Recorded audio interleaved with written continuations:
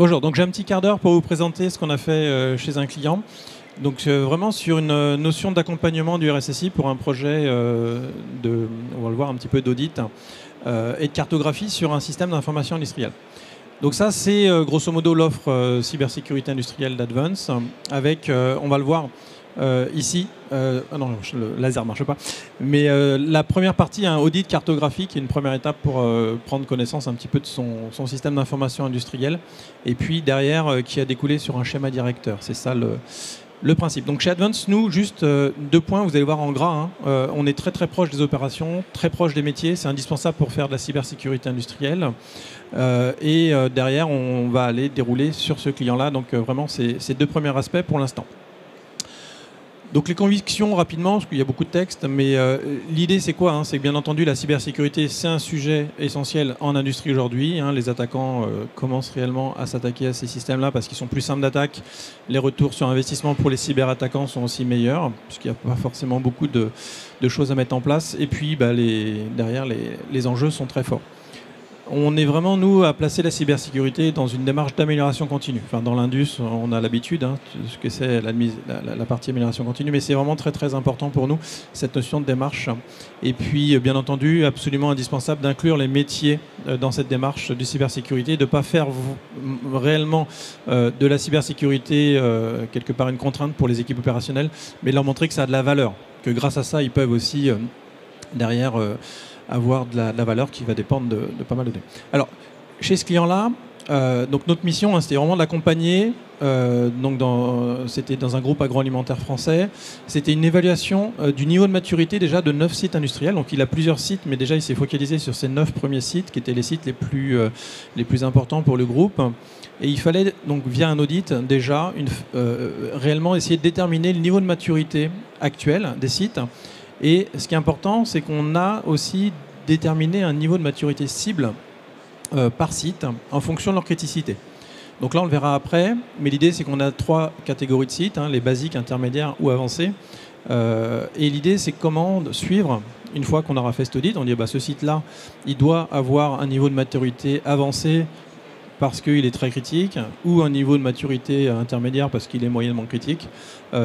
Où est-ce qu'il est aujourd'hui? Est-ce qu'il a déjà ce niveau de maturité-là en termes de mesures obligatoires pour atteindre le niveau de maturité souhaité? Ou est-ce qu'il faut faire une trajectoire? Et c'est souvent le cas, avec des mesures. Donc l'idée, c'est après de faire la feuille de route, réellement, pour dire voilà les mesures qu'il faut mettre en place pour atteindre cet objectif. Donc c'est relativement basique, mais dans le domaine, en tout cas, de multisites agroalimentaires aujourd'hui, on est assez peu dans des démarches d'homologation avec des mesures d'écart, mais voilà, c'est un peu l'idée qu'on a fait derrière. Donc, vraiment clé pour nous, je l'ai déjà dit, c'est d'impliquer les métiers dans la démarche d'amélioration continue, leur montrer voilà où vous êtes aujourd'hui, voilà où il faut aller, et surtout leur expliquer le pourquoi il faut y aller.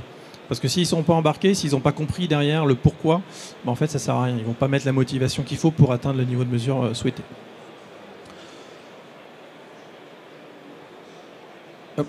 Voilà, donc en termes de diagnostic de maturité, donc on a, nous, un référentiel, donc c'est fait avec des entretiens et des ateliers. Alors c'est basé sur les guides de l'ANSSI, qui sont comme une référence encore sur les systèmes industriels. Ils sont un petit peu, ils datent un petit peu, il y a des mises à jour qui vont être prévues, là, qui vont bientôt sortir, mais pour l'instant c'est des très bons guides. On inclut beaucoup de mesures de la norme 62443, qui est la norme de la cybersécurité industrielle. Et puis bien entendu beaucoup de mesures, une bonne moitié, c'est l'expérience de nos experts en cybersécurité industrielle. L'idée c'est de rester pragmatique toujours, mais d'avoir pour chaque mesure, donc là on voit un exemple, on a une quinzaine de mesures qui sont affichées sur l'écran, c'est via ces ateliers d'essayer de voir si la mesure elle est mise en œuvre totalement ou pas du tout, ou partiellement. Donc derrière il y a des mesures, on le voit, là c'est un exemple, c'est un exemple fictif qu'on a mis sur ce tableau-là, mais on a à peu près une centaine de mesures, un peu plus, on a entre 110 et 115 mesures en fonction des clients qu'on utilise, qui permettent de faire ce diagnostic de maturité sur les sites industriels. Donc ce qui est important, c'est après ces résultats par site, donc les 3 images en haut à gauche, en haut à droite, en bas à gauche, c'est les résultats pour un site industriel. Donc on a deux vues importantes. La première en haut à gauche, c'est le radar. Ça c'est important parce qu'en fait les sites ne vont pas avoir un niveau de maturité identique Il y a des sites, par exemple, sur lesquels la sécurité physique est très bonne. Là, c'est un des exemples. Il y a des sites sur lesquels la gestion des comptes va être bonne ou moyenne. Elle est rarement très bonne. Et puis, ce radar permet assez rapidement aussi de voir quelles sont les forces du site, parce que c'est souvent suite à des rachats. Hein, les entreprises sont beaucoup disparates, souvent pour cette cause-là. Et ensuite, en bas à gauche, on essaye de trouver le moyen de mettre un score simple, basique. Donc c'est un score de 0 à 10 qu'on va aller positionner pour l'usine. Et ce score-là, on va le voir après, ça permet de fixer un objectif de score et de suivre son évolution. Ça devient vraiment une métrique importante pour la suivi de l'évolution dans le temps. Donc en bas à droite, on voit, c'est le fichier qui consolide un petit peu la vision des usines. Donc là, on a sur tous les sites des mesures qui sont vertes, d'autres qui sont rouges, d'autres qui sont jaunes. Hein, c'est atteint, partiellement atteint ou non atteint. Et qui permet, avec des pondérations, d'atteindre ce score, en fait, entre guillemets. Donc l'objectif de la trajectoire, c'est quoi ? C'est là, enfin, la clé, elle est vraiment là-dedans. Hein. L'audit, c'est relativement simple. Hein. Mais cette notion de trajectoire, elle est importante. C'est-à-dire qu'on va se dire, là, on a un exemple sur un site avancé. Un site avancé, on va lui dire, le niveau cible de maturité à 3 ans, il doit atteindre le niveau 7. Donc là, dans cet exemple-là, ce site, il est à 4,1 en termes de niveau de maturité actuel. L'idée, c'est de l'emmener à 7. Et comment on l'emmène à 7 ? C'est là que c'est réellement le travail assez stratégique à faire. C'est de dire, voilà les mesures qu'il va falloir appliquer, voilà le timing d'application des mesures. Et grâce à ce plan-là, dans 3 ans, on sera à 7,1. Donc on aura réellement atteint notre objectif qui est d'atteindre le niveau 7. Pour les sites qui sont basiques, on met un niveau relativement bas à 3. Et pour les sites intermédiaires, on met un niveau à 5. Donc ça, c'est arbitraire, hein, c'est décidé avec le RSSI, avec l'investissement derrière qui est prévu. Mais donc là, par exemple, sur un site avancé, c'est derrière toutes les mesures qui vont découler, qui vont permettre de l'atteindre.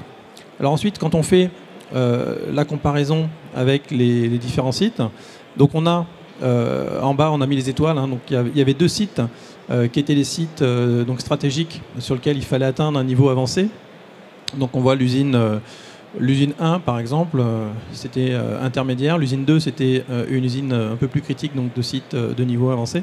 Et donc on a en orange ou rouge les niveaux actuels. Donc on voit qu'il y a globalement les usines étaient plutôt assez proches de leur objectif déjà au niveau intermédiaire. Et une usine qui sortait un petit peu du lot, donc avec un niveau assez bas. Donc là qui nécessite un peu plus d'investissement pour l'amener au niveau intermédiaire. Et puis bien entendu les 2 sites critiques, l'idée c'est de vérifier donc, avec les mesures mises en place qu'on atteindra bien le niveau d'objectif de site avancé. Donc là l'usine 2, l'usine 8, ce sont les deux usines les plus critiques. On voit bien qu'à horizon de 3 ans, elles dépassent toutes les deux le niveau 7 attendu pour ce type d'usine. Ce qui est assez intéressant aussi avec les mesures qui sont mises en place, qui sont des mesures assez pragmatiques, avec un plan d'investissement relativement raisonnable. On voit que les usines 1, 2, 3, 4, 9 s'approchent même de l'objectif de site type avancé, alors qu'elles sont intermédiaires. Donc ça c'est intéressant parce que c'est aussi l'idée de se dire on a un plan là sur 3 ans pour faire monter tout le monde à un niveau réellement correct par rapport à la situation, mais c'est un plan qui, et ça c'est important, qui doit s'améliorer au fil de l'eau. C'est-à-dire que le deuxième plan qui va se dérouler sur la phase suivante au bout de 3 ans, l'idée c'est d'augmenter aussi les mesures parce que le risque d'attaque sur les usines industrielles il augmente au fur et à mesure. Donc c'est d'y aller, pas mettre la barre trop haute tout de suite parce qu'il faut que ça reste un plan qui soit réaliste et qui soit accepté par les équipes opérationnelles aussi, qu'il n'y ait pas trop de contraintes, voire pas de contraintes du tout, mais ça c'est pas toujours très simple. Mais voilà. Donc là l'idée c'est de se dire on a un premier plan. Voilà où on arrive dans 3 ans. Donc là, toutes les usines arrivent au niveau auquel elles doivent arriver. Et on montrera un petit peu le seuil. Après, on montrera un petit peu la barre pour les années d'après. Voilà, donc c'est assez relativement court comme présentation. Bon, je vais laisser, du coup, il reste 4 minutes pour les questions-réponses.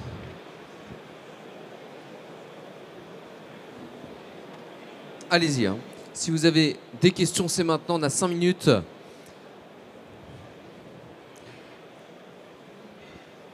Bonjour, merci pour la présentation. Qu'est-ce qui a été le plus difficile pour vous dans cette démarche ? Le plus difficile, c'est le temps des personnes opérationnelles. En fait, c'est monter ces ateliers, trouver des...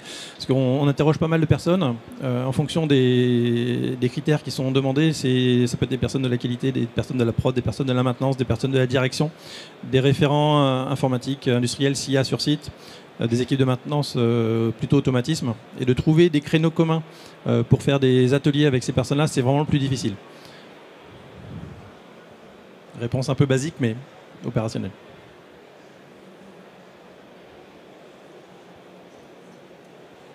Bonjour, merci de votre intervention. Une petite question, vous avez dit qu'il fallait être proche du métier. Je voulais savoir qu'est-ce qui serait spécifique à cette industrie de l'agroalimentaire par rapport à l'OT. Voilà. Ouais, c'est une très bonne question. Parce qu'en fait, proche des métiers, c'est deux choses. C'est proche des industriels et ensuite proche dans le secteur du métier. Parce que tous les métiers sont relativement différents en termes de problématiques. Par contre, la culture industrielle, elle est commune. D'accord. Donc en fait, nous, les équipes qui font les audits, souvent, c'est des. Moi, je recrute plutôt des équipes anciens automaticiens, des gens qui ont travaillé réellement en opération, donc qui ont déjà le langage, qui ont déjà la culture. Après, pour des personnes qui viennent plutôt du monde de la cyber, là, on les forme, nous, en interne, à la culture. Dans ce type d'audit, en fait, finalement, la spécificité métier, elle n'est pas trop importante. Ce qui ne va pas être le cas, par exemple, sur le SOC, quand on va aller protéger un système d'information industrielle en l'instrumentant. Là, il faut une compétence métier très forte, parce que les risques métiers, là, sont déterminants dans le scénario de plan de surveillance du SOC. Là, sur un audit comme ça, je dirais que le côté secteur agro ou autre, il n'y a pas une très, très grosse spécificité. Est-ce que vous aviez déjà séparé les réseaux IT et OT? Et au sein du réseau OT, est-ce qu'il y avait déjà plusieurs segments avec le contrôle d'accès, la vidéosurveillance, qui étaient déjà différents des automates métiers? Oui, alors sur ce site-là, globalement, pour atteindre le niveau qui était déjà là, presque intermédiaire au moment de l'audit, ouais, ça veut dire que oui, il y a souvent de la segmentation déjà, parce que sinon on tape plutôt dans le basique quand il n'y a pas de segmentation IT et OT. Après, ça va dépendre des usines. Comme on l'a vu tout à l'heure dans le radar, il y a des usines qui étaient très bonnes en segmentation, déjà, IT, OT, et ensuite avec des VLAN dans la partie OT, donc là, plutôt bien segmenté, et qui avaient par exemple une sécurité physique qui n'était pas bonne. Donc du coup, le score aussi, c'est pour ça que le radar reste important et pas uniquement le score global, parce que ça veut dire que là, au niveau segmentation, il n'y a rien à faire, cette usine, elle est top. Par contre, en sécurité physique, là, le contrôle d'accès, il ne va pas, on a détecté pas mal de risques liés à ça. Et donc, il y a vraiment le radar à prendre en compte, plus la notation globale. Oui, bonjour. Pierre Marquet de l'ANSSI. Vous parliez des guides de l'ANSSI tout à l'heure, qui sont peut-être vieillissants et peut-être en écart. Est-ce qu'il y a des choses qui vous paraissent clairement en écart et est-ce que vous vous écartez des guides de l'ANSSI? Comment vous voyez les choses et sur quoi on devrait travailler, pousser nos efforts? Alors, l'écart aujourd'hui, il est beaucoup sur tout ce qui va être contrôle d'accès à distance pour la télémaintenance. En fait, dans le guide de l'ANSSI, à l'époque, c'était des systèmes critiques. C'était grosso modo un gros warning, attention, pas de télémaintenance, pas de téléopération. C'est plus une réalité, ça, dans les systèmes type secteur agroalimentaire. Et du coup, il n'y a pas de recommandation finalement là-dessus. Parce que comme on dit, il ne faut pas le faire, ou il faut le faire de manière très sécurisée. Et que souvent, c'est externalisé, ça. C'est souvent des intégrateurs. Le risque, il est souvent... en fait, il y a une maturité nulle au niveau des intégrateurs. Et donc, du coup, eux, ils mettent en place des systèmes d'accès distant qui sont des points d'entrée extrêmement mal maîtrisés. Donc, je dirais que l'écart, pour moi, avec les guides de l'ANSSI, c'était principalement sur ce point-là. Bonjour, une question justement par rapport aux intégrateurs que vous aviez. Est-ce que vous avez rencontré des difficultés avec ces intégrateurs parce qu'ils sont des fois garants d'une partie de la sécurité dans le milieu industriel et voilà, type avec des Siemens, des ABB, des Valmet, voilà. Alors, dans ce projet-là, pas encore, parce que là, on est vraiment sur l'audit et la rédaction de la feuille de route. Donc après, les intégrateurs seront intégrés dans la deuxième partie de la réalisation de la feuille de route. Par contre, pour d'autres clients, oui, aujourd'hui, c'est vraiment l'intégrateur, aujourd'hui, c'est le point, je pense, clé. Autant les fabricants de solutions d'équipementiers, quelque part, il y a un niveau de cyber qui commence à être pris en charge. Un automate, aujourd'hui, on peut le sécuriser. Par contre, l'intégrateur ne va pas bien mettre en place ces mesures. Donc grosso modo, on a un écart entre les utilisateurs qui sont aujourd'hui plutôt matures. Les ciseaux aujourd'hui font bien leur boulot, enfin les RSSI dans toutes les boîtes font quand même bien leur boulot. Les fabricants de matériel offrent des solutions qui peuvent être réellement hyper sécurisées. Par contre, l'intégrateur qui est souvent au milieu, il ne va pas bien mettre en place ces mesures, il ne va pas les activer. Donc le point d'attention, il est là. C'est vraiment sur cette brique indispensable qu'il faut accentuer nos efforts en ce moment.